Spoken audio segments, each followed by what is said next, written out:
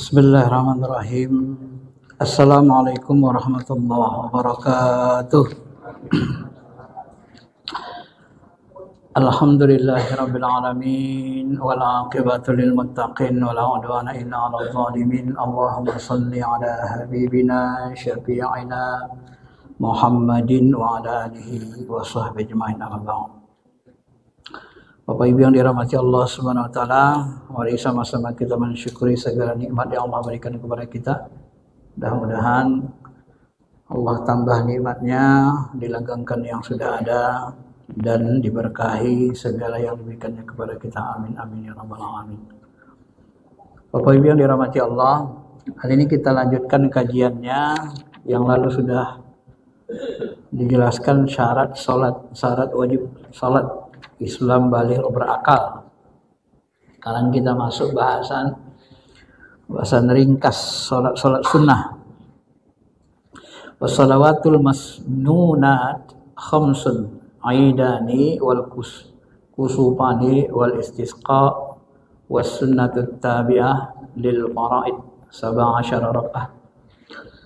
Salat sunnah ini ada 5. Yang pertama salat Idul Fitri, ya, kemudian salat Idul Adha, termasuk salat gerhana matahari, gerhana bulan yang keempat, dan salat istisqa minta hujan. Istisqa ini jarang-jarang kita amalkan karena kita sering air masih ada terus ya. Kemudian ada salat yang mengiringi salat fardu seperti salat yang kita lakukan tadi. Salat fardu ini kalau diurai ada 17 rakaat. Dalam mazhab Syafi'i 17 rakaat ini diurai menjadi salat 2 rakaat sebelum salat subuh. Ini 2 rakaat. Ini banyak sekali padilahnya, nanti kita jelasin, ini diringkas dulu. Yang kedua, salat 4 rakaat sebelum zuhur. Jadi 4 rakaat sebelum zuhur dan 2 rakaat sesudahnya. Salat 4 rakaat sebelum zuhur ini Bapak Ibu, ini setara pahalanya dengan salat tahajud. Kalau kita lewat tahajud, tak tahajud, penggantinya sering dilakukan Nabi salat zuhur 4 rakaat sebelumnya dan sesudahnya gitu. Nilainya disamakan kalau kelewatan ya. Kemudian 4 rakaat sebelum asar. Jadi biasanya 4 rakaat dilakukan Nabi sebelum asar. Kalau kita biasanya sering 2 aja kan. Nah, ini. Jadi 2 rakaat sebelum subuh, 4 rakaat sebelum zuhur, 6, tambah 2 rakaat sesudahnya, 8, tambah 4 rakaat sebelum asar, 12. Kemudian sholat 2 rakaat setelah sholat maghrib, 14. Baru 3 rakaat setelah sholat isya, termasuk 1 rakaatnya witir. Jadi 17 sama witir. Di bahasa isya 2 rakaat, kemudian witirnya 1. Ini yang 17 rakaat ini disebut dengan istilah sholat sunnah muakkadah, yang mengiringi ya, at-tabi lil faraid, yang mengiringi sholat fardu ya. Sholat sunnah muakkadah lain ada 3. Yang pertama sholat malam, tahajud. Yang kedua sholat duha. Yang ketiga sholat tarawih. Sholat malam ini wa minal laili fatahajjat bihi nafilatan lak. Ya, di keheningan malam hendaklah kalian bangun. Jadi pertama kali sholat dilakukan Nabi sebelum ada seluruh sholat. Yang pertama kali dilakukan Nabi sholat yang diwajibkan adalah sholat tahajud. Inilah yang turun ayat di Makkah. Ya ayyuhal mujammil, hai orang yang berselimut, qumil lail, bangun. Ini perintah tahajud di awal. Jadi belum ada sholat 5 waktu, itu diperintahkan tahajud. Tahajud ini fungsinya menguatkan, mengokohkan keimanan, ketakwaan kita. Ya. Maka Nabi, karena dia mau diberikan qaulan tsaqila, perkataan yang berat, firman Allah dan cobaan berat menghadapi kafir Quraisy, maka diperintahkan tahajud untuk menguatkan rohaninya gitu. Ya. Kemudian sholat duha. Sholat duha ini dalam banyak hadis Bapak Ibu yang dirahmati Allah dilakukan 8 rakaat, sunnahkan, atau 12 ya. Minimalnya 2. Dalam hadis-hadis yang banyak disebut ya, sholat duha ini banyak fadilahnya. Sebenarnya dalam hadis itu disebut kita ini berhutang tasbih jasad kita ini kepada Allah Ta'ala. Ini harus bertasbih jari-jari kita, tangan kita, mulut kita semua. Nah, untuk membayar hutang tasbih ini, maka kita disunnahkan, ya, disunnah muakkadkan, ditekankan minimal sholat duha 2 rakaat. Jadi 2 rakaat itu membayar hutang tasbih tadi, bisa terbayar, ya. Dan 2 rakaat lagi itu termasuk ya keutamaan melancarkan rezeki. Makanya sholat duha itu kan doanya Allahumma inna duha duhauka, ya Allah, duha ini, waktu duha ini adalah milikmu, ya. Wal bahu bahauka, wal jamalu jamaluka, ya keagungan adalah milikmu. Kemudian jamal, keindahan juga punyamu, ya. Allahumma in kana rizqi fis sama, ya Allah, jika rezekiku di langit, anzilhu, turunkan. Wa in kana fil ardi, kalau di bumi, fa akhriju, keluarkan. Makanya salat duha ini melapangkan rezeki, memudahkan. Wa in kana mu'assiran, kalau susah mendapatkannya, fayassirhu, mudahkan. Wa in kana qalilan, kalau rezekiku sedikit, ya fakassiru, banyakkan. Wa in kana haraman, kalau rezekiku itu berisi yang haram, ya fatahhiru, bersihkan ya Allah. Jadi ada cara Allah membersihkan rezeki yang haram itu, diseleksi. Wa in kana ba'idan, kalau jauh faqribuhu, wa in kana qariban, kalau sudah dekat fahawinhu, mudahkan mendapatkannya, ya. Atini, di ujungnya disebut doanya atini abdolu ma ibadakas sholihin, ya Allah, berikanlah aku yang paling abdol yang kau berikan kepada hamba-hambamu yang soleh. Jadi apa yang Allah berikan kepada hamba Allah yang soleh, yang paling baik, yang paling abdol, diberikannya kepada kita. Makanya sholat duha ini luar biasa sebenarnya, Pak, ya.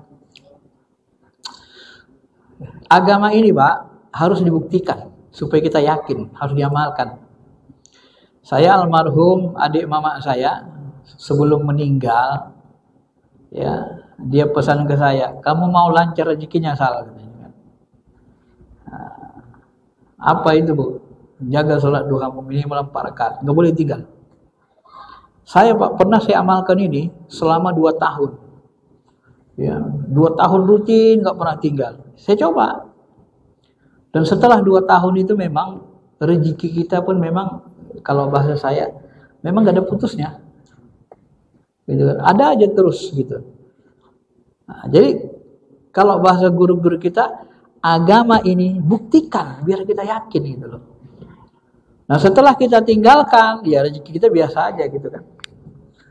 Tapi kalau kita rutin, setahun 2 tahun kita amalkan, itu kebukti nanti. Bapak silakan nanti buktikan. Sholat duha minimal 4 rakaat. Dan baca doa yang tadi. Doa sholat duha. Dan baca yang paling bagus itu, rakaat pertama surah duha, rakaat keduanya alam nasrah. Ya, baru yang lain terserah, mau qul huwallahu ahad dan seterusnya. Ya. Karena itu memang dikatakan Nabi. Ya, maka bahasa-bahasa Nabi, bahasa Allah, itu dibuktikan aja semua, Pak, biar kita yakin. Ya, memang agama ini kalau nggak kita jalani, tidak kita buktikan, kurang nanti keimanan kita, yakin kita sama Allah. Dia harus diamalkan, buktikan, amalkan dengan ikhlas, buktikan. Kita minta bukti sama Allah, benar nggak kata-kata Nabi Muhammad SAW itu? Ya, bila perlu begitu. Supaya kita tambah kokoh yakinnya kepada Allah Subhanahu wa taala. Nah, penjelasan sholat sunnah yang 5 tadi, yaitu Idul Fitri, Idul Adha, gerhana matahari, gerhana bulan, sholat istisqa, minta turun hujan, ini disebut dengan sholat sunnah muakkadah, ya, dibandingkan sholat lainnya. Dan ini sunnah muakkadah disunnahkan berjemaah, ya, tidak sendirian. Sholat Idul Fitri, Idul Adha itu berjemaah. Sedangkan mengenai sholat sunnah 2 rakaat sebelum sholat subuh, ini diriwayatkan dalilnya dari hadis Bukhari dan Muslim, di mana Aisyah berkata, tak ada sholat nafilah, sholat sunnah yang paling dijaga Nabi melebihi 2 rakaat fajar, sholat sunnah sebelum subuh. Maka Nabi membahasakan motivasi kita, rakaatal fajri khairum minad dunya wa ma fiha. 2 rakaat sholat sunnah fajar subuh lebih utama dari dunia dan seisinya. Sunnah fajar itu sholat-sholatnya disaksikan. Karena masyhuda, kalau bahasa Allah itu dia sholat yang disaksikan malaikat. Karena malaikat pagi berganti ke siang itu bergantiannya di waktu fajar, waktu subuh. Ya, ini kelebihan sholat sunnah fajar ini.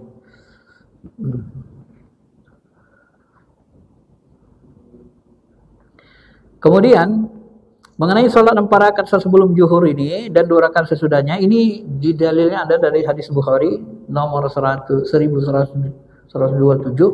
Ini diriwayatkan dari Aisyah bahwa Nabi SAW tidak meninggalkan 4 rakaat sebelum zuhur dan 2 rakaat sebelum pagi sholat fajar.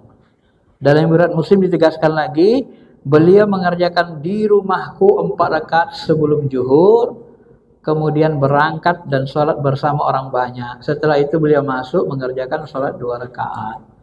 Jadi kadang-kadang Nabi itu sholat sunnahnya di rumah beliau. Karena rumahnya kan kalau kita lihat ini mimbar Nabi, rumah beliau kan di situ kan, Masjid Nabawi. Makanya nanti Imam Malik itu dengan Imam Syafi'i ya agak berbeda sedikit di antara ulama mazhab ini. Ada yang mensunnahkan sholat sunnah itu di rumah, ada yang mensunnahkan masjid gitu kan. Karena kadang-kadang Nabi di rumah seperti di sini. Ya.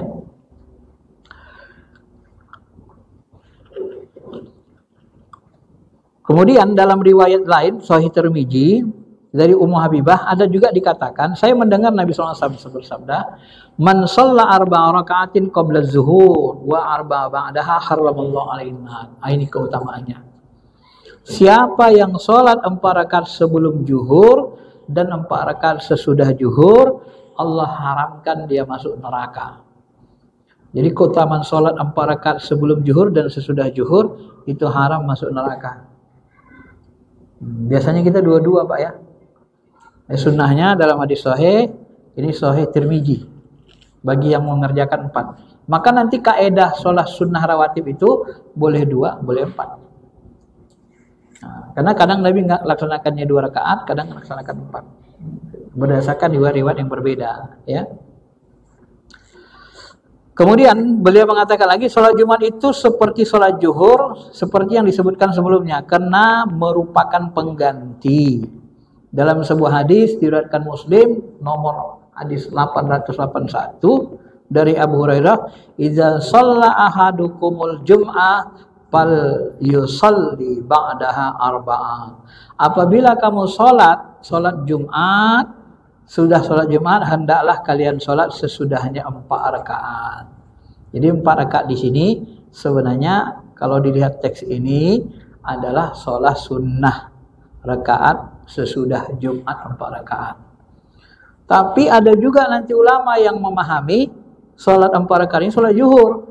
Makanya habis Jumat mereka zuhur lagi. Terutama mereka yang menganggap sholat Jumat itu dianggap sunnah melaksanakannya, bukan wajib. Nah, makanya saya ingatkan kita, kalau kita sholat Jumat itu niatnya usolli sunnatul Jumat saja, aku sholat Jumat 2 rakaat, niat kita itu sholat sunnah Jumat, maka wajib kita sholat di rumah zuhur 4 rakaat. Kenapa? Karena kita niatkan dari sunnah kan?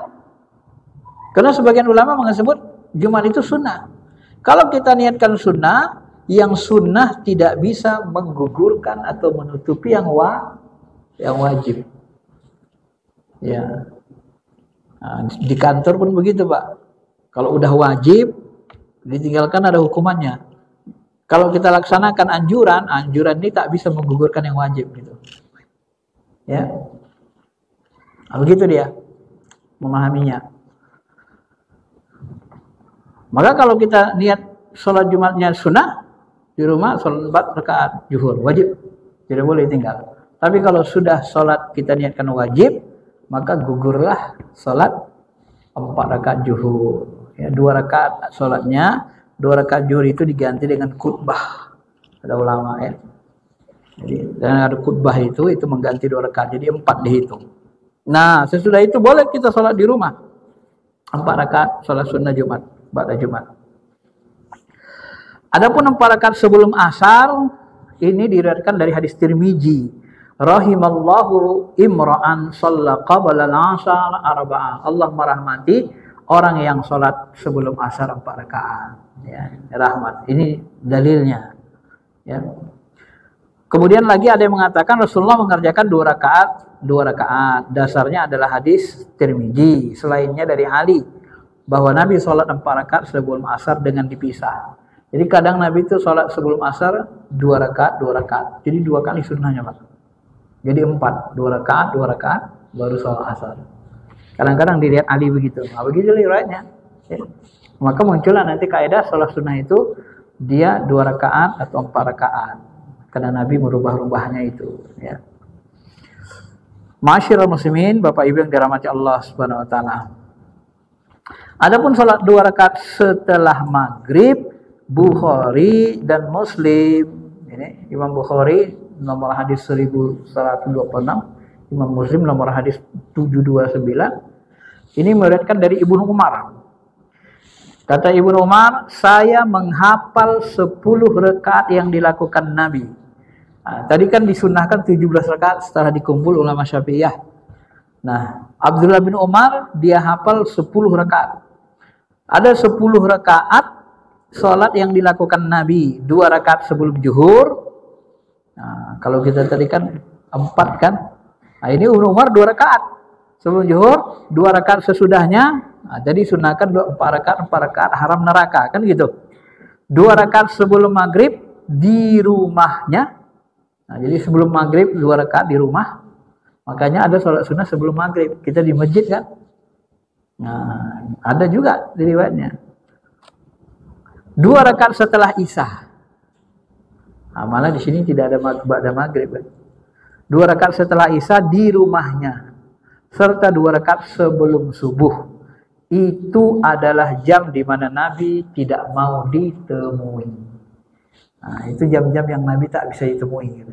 Karena sholat di rumah. Ya. Ini dihafal oleh Ibnu Umar. Jadi Ibnu Umar menghafalnya 10 rakaat. Tapi kalau dirinci lagi hadisnya dikumpulin, makanya ilmu sahabat ini terhadap sunnah Nabi itu berbeda-beda. Ibnu Umar hafalannya 10 rakaat. Kemudian dikumpul-kumpul hadis lagi ternyata ada Imam Ali riwayatkan begini, ada Abu Hurairah riwayatkan begini, beda-beda hafalan hadis sahabat ini kan. Disitulah nanti menyebabkan ulama berbeda-beda pendapat. Makanya kita perlu banyak hafal hadis tadi begitu.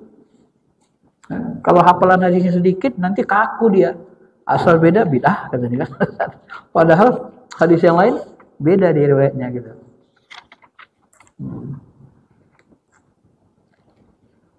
Maka ulama Syafi'iyah hanya mengatakan 10 rakaat yang diriwayatkan Ibnu Umar ini adalah hadis menunjukkan sholat sunnah itu lebih ditekankan. Artinya muakkadah, lebih dikuatkan dari yang lainnya. Walaupun selain itu pun disunahkan seperti riwayat tadi ya. Disunahkan mengerjakan sholat 2 rakaat ringan sebelum sholat maghrib berdasarkan hadis riwayat Bukhari dan Muslim. Nah, ini kan ternyata ada hadisnya. Kata orang yang mengerjakan sholat sunnah sebelum maghrib kadang-kadang kan berdalil gak ada hadisnya. Berarti sebenarnya dia belum menemukan hadisnya. Ternyata ada gitu ya. Kalau sunnah 2 rakaat sebelum maghrib. Ini dari Anas. Kami dulu tinggal di Madinah. Jika muadzin mengumandangkan azan untuk maghrib, orang segera menuju tiang untuk mengerjakan sholat 2 rakaat. Jadi kalau sudah kumandangkan azan, orang-orang masuk mendekati tiang Masjid Nabawi. Lalu sholat 2 rakaat. Orang asing yang masuk ke dalam masjid sampai-sampai akan menyangka bahwa sholat telah dikerjakan karena banyaknya orang yang mengerjakan sholat sunnah maghrib. Ya, jadi saking banyaknya sahabat yang sholat itu, kalau orang asing lewat dia kira udah selesai maghrib kan. Padahal belum. Biasa begitu Pak. Ya. Kalau di jemaah tabligh itu kalau mereka lagi apa namanya itu kumpul, ijtima istilah mereka kan. Kumpul, itu kadang-kadang sholat subuhnya sebelum subuh itu lama, dia habis saja lama sebelum subuh. Bisa sampai setengah jam itu, karena menunggu jemaah itu sholat sunnahnya. Banyak. Nah, gak apa-apa, yang penting jangan lewat. Kemarin kan sudah kita bahas waktu subuh kan. Agak ditahirkan. Tungguin aja jemaah. Biar mereka sholat, selesaikan qobliyahnya dulu semua. Karena santun ramainya kan, ijtima ramai. Kadang mau setengah jam.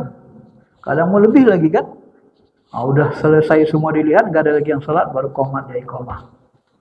Ya, jadi semua dapat keutamaan sholat sunnah sebelum subuh tadi.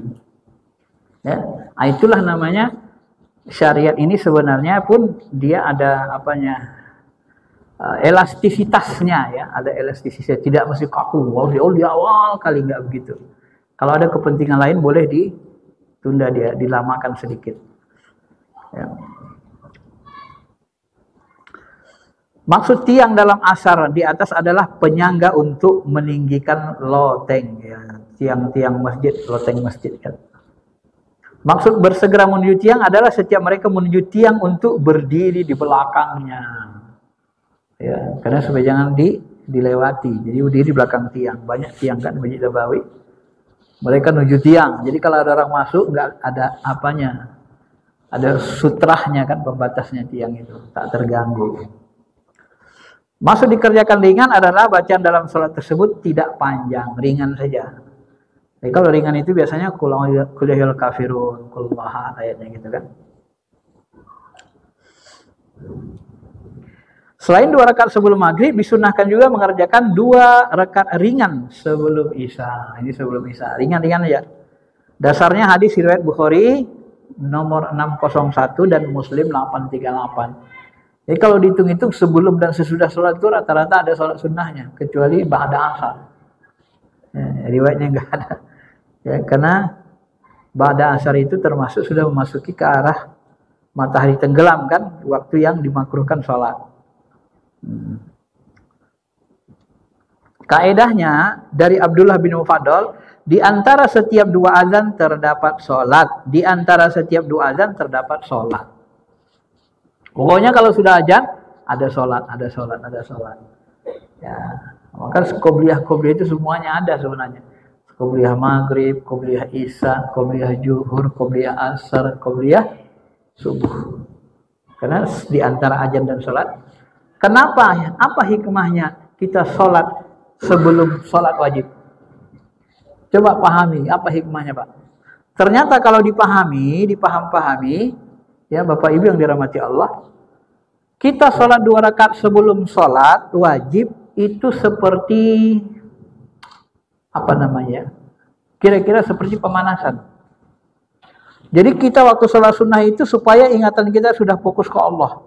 Begitu kita masuk sholat wajib, lebih khusyuk. Sebenarnya itu salah satu hikmahnya. Nah, jadi kita nggak langsung sholat wajib, Allahu Akbar, pikiran masih ke sana kemari, Allahu Akbar, sudah sholat wajib kita. Sholat wajib kita makin rusak. Nah, jadi diawali dengan sholat sunnah dulu, ditenangkan qalbu kita. Nah, sudah tenang, khusyuk, enak, baru masuk sholat fardu. Sebenarnya itu salah satu hikmahnya. Ya, untuk menambah khusyuk kita sholat fardunya, makanya ada qobliyah itu. Kemudian sholat witir dasarnya adalah hadis diriwayatkan oleh Ibnu Umar ya dalam Sahih Muslim, witir 1 rakaat di akhir malam. Ini adalah jumlah witir paling sedikit. Witir itu boleh 3, boleh 5, boleh 1 rakaat ya.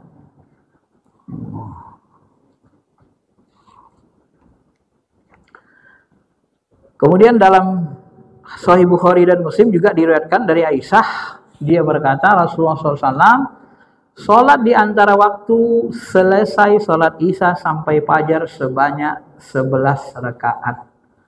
Nah, inilah yang kata Aisyah itu Nabi tidak pernah menambah dari 11 rakaat sholat malamnya. Maka nanti dipahami ini sholatnya sholat tahajud sama witir 11. Ya. Cuma kalau kita baca nanti Pak riwayat dari sahabat yang lain, misalnya dari Abu Dzar itu ya. Itu diriwayatkan Nabi itu sholat rakaat, sholat sunnah tahajud itu rakaat pertamanya Al-Baqarah, ya. Kemudian nanti dilanjutkan lagi Al-Imran, An-Nisa, ya. Kemudian lagi apa? Setelah An-Nisa Al-Maidah. Itu kalau dihitung sekitar 5 juz 2/3, hampir 6 juz. Jadi selama tahajud itu Nabi baca ayat Quran hampir 6 juz. Kalau dengan Aisyah yang Sahih Bukhari Muslim ini, Nabi lamanya ruku dan lamanya sujud itu sama lamanya dengan baca Quran. Sama lamanya dengan berdirinya. Berdiri Nabi dengan rukunya, sujudnya sama lamanya. Jadi kalau Nabi berdiri baca Al-Quran 5 juz 3/4, hampir 6 juz, itu sekitar 2,5 jam lebih. Bapak bisa bayangkan kalau rukunya 2,5 jam, sujudnya 2,5 jam, berarti Nabi sholat malamnya 7,5 jam. Makanya kadang-kadang bengkak-bengkak kakinya. Kalau kita gabung riwayatnya kan. Ya, itulah spiritual Nabi SAW, ya. Maka kalau kita mengikut sunnah itu persis, kita nggak kuat, Pak. Mana kuat kita? Makanya sunnah itu tidak semuanya harus persis diikuti. Keliru kalau orang memahami seluruh sunnah itu harus persis. Itu biasanya orangnya nggak belajar fikih atau sedikit sekali baca fikih. Karena yang diperintahkan Nabi itu mastata'tum, kita laksanakan semampu kita. Kalau perintah wajib, baru kita paksa. Kalau perintah sunnah dia, namanya sunnah kan, semampu kita. Ya.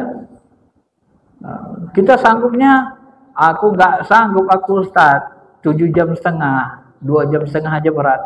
Tapi kalau rakaat, 4 rakaat, 8 rakaat bisa, 11 rakaat bisa, tapi cuma setengah jam doang.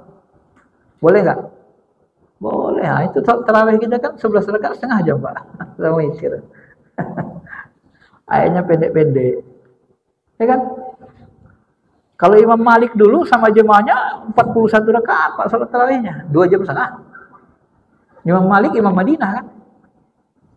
Nah, makanya kadang-kadang ada orang yang suka bidah-bidahkan itu lucu, aneh juga kan.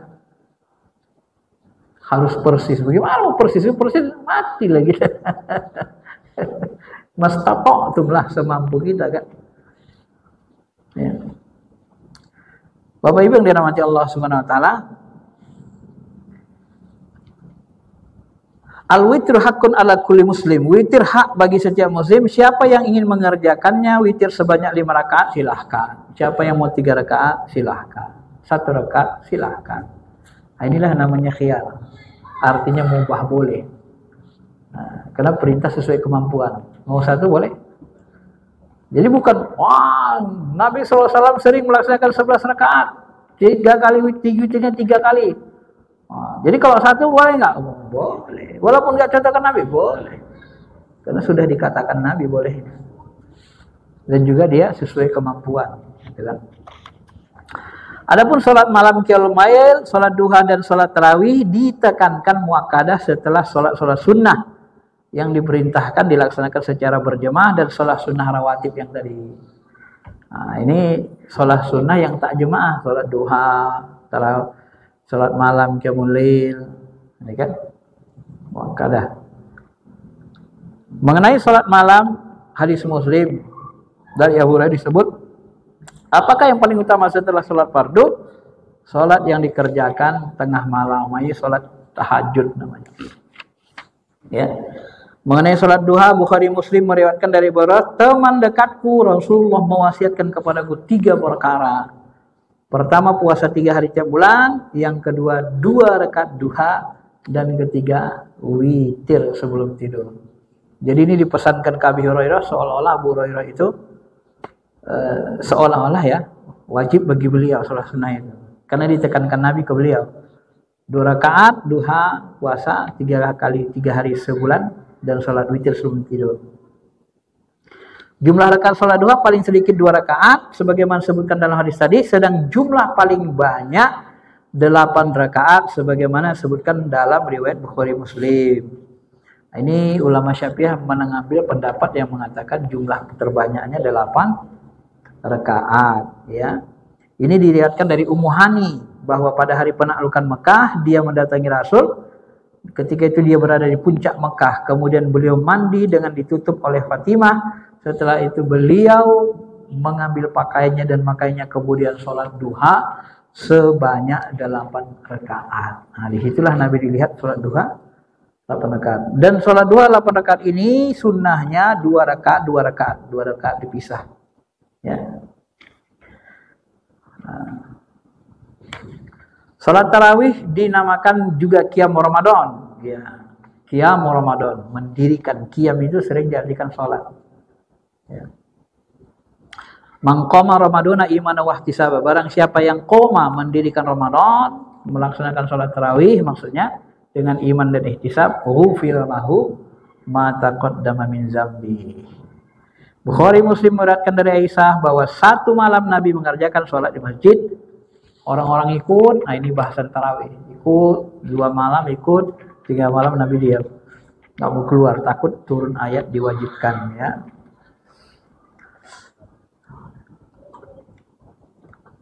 Kemudian yang terakhir,